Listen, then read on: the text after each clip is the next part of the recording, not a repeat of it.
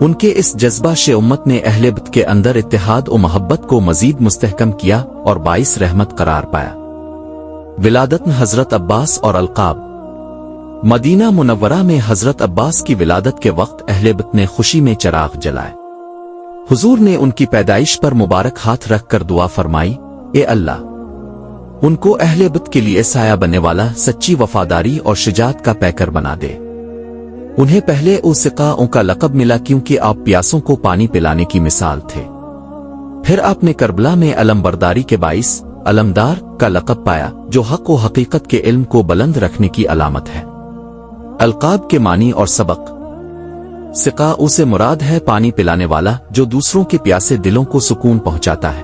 حضرت عباس نے کربلا میں قوم کے لیے آخری قطرے تک پیاس بجھانے کی کوشش کی۔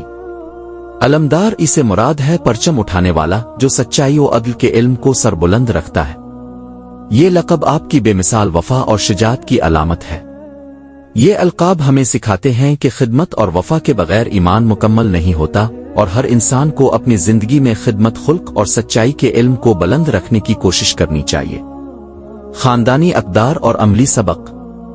اہل بیت کے گھرانے میں تعاون، احترام و محبت کے اصول جڑوں میں شامل تھے۔ بزرگوں کا حق، بہن بھائیوں میں بھائی چارے اور خاندان کے فکری و عملی اتحاد کی تربیت اہم تھی۔ آج کے دور میں ہمیں اہل بیت کے اسباق سے سیکھنا ہے۔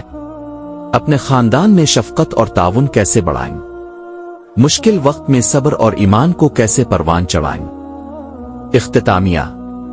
اللہ تعالی ہمیں اہل بیت کے اسباق پر عمل کرنے کی توفیق عطا فرمائے، آمین۔